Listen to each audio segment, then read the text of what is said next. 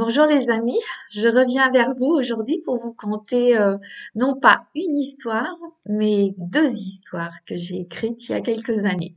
En effet, il s'écoule un petit peu de temps depuis ma dernière vidéo et du coup j'ai décidé de vous lire deux histoires, deux circonstances, une qui sera le solstice d'hiver et une qui sera sur Noël. C'est pour ça que je me suis posée à côté de mon sapin pour vous en faire profiter un petit peu. Voilà. Le solstice d'hiver. La belle Aérine est agitée. Son cœur est rempli de joie. Elle prend à son bras un panier, puis sort au dehors dans le froid. L'arbre houle lui a promis. Cette année, il lui fera don de ses branches les plus jolies, couvertes de fruits rouges et ronds. Fais attention, en les cueillant, surtout de ne pas te presser, car mes feuilles ont des piquants.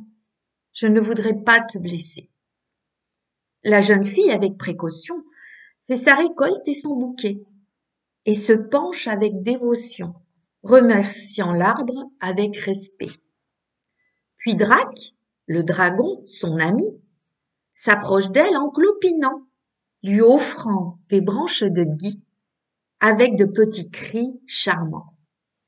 Allons décorer la maison, ensemble allons nous réchauffer. Près de l'âtre, nous fêterons la nuit la plus longue de l'année. Alors de petites étoiles givrées, scintillantes et éphémères, se mettent doucement à valser. C'est le solstice d'hiver. Voilà, cette, euh, cette histoire a été écrite en février 2013. Et je trouve qu'elle était de circonstance puisque aujourd'hui, nous sommes, je crois, le 15 décembre. Donc, voilà, un petit texte sur le solstice d'hiver était tout à fait opportun. Maintenant, je vais vous lire une histoire que j'ai écrite en 2001. Donc là, elle est très très ancienne, cette histoire. Et en fait, elle concerne Noël. Elle s'appelle Noël. Doucement tombe la neige sur le sol gelé. Petits cristaux de glace et étoiles pailletées. Ce soir, c'est le grand jour, celui où l'on décore le sapin de guirlandes et boules multicolores. Sur les vitres des fenêtres, aux pochoirs sont peints, en blanc, tout un tas d'anges et de séraphins. On installe alors la crèche et le papier rocher. Jésus, Marie, Joseph, les rois mages et les bergers. Les chaussures des enfants sous l'arbre sont posées pour accueillir tous les cadeaux et les jouets. Papillotes, chocolat, pain d'épices, sucreries, que le bon Père Noël portera dans la nuit. Venu du fin fond du pôle Nord, sur son traîneau, tiré par des rennes et décoré de grelots. Laissons-lui une part de bûche et une tasse de lait pour lui souhaiter bienvenue et le remercier. L'air embaumant, le sapin, l'orange, la cannelle, ces senteurs indissociables des fêtes de Noël. Asseyons-nous donc au coin de la cheminée. Patience, la soirée ne fait que commencer. Alors nous veillerons à la lumière des chandelles, notre cœur rempli d'amour, car demain c'est Noël. Voilà un petit texte sur Noël. Le Noël que j'ai vécu quand j'étais petite. Oui, avec toutes ces odeurs qui pour moi vont très bien avec Noël.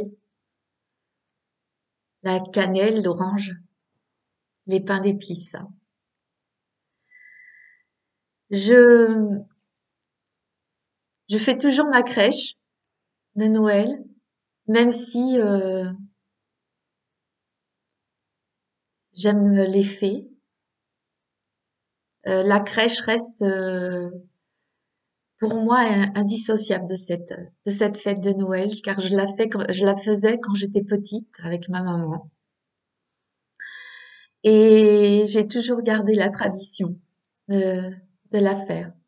Voilà, j'espère que vous passerez de belles fêtes de Noël, malgré ce qui se passe en ce moment.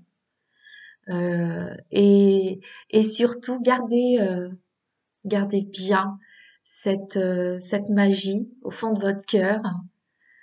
C'est cette enfance qui est au fond de vous. Et je vous revois, je vais revenir très très bientôt parce que j'ai plusieurs autres textes à vous lire à propos de Noël d'ailleurs. Il y en a une, c'est le cadeau de Noël, donc celle qui suit. Et puis il y a l'effet de l'hiver également, et puis d'autres. Donc je pense revenir assez rapidement. Je vous embrasse tous.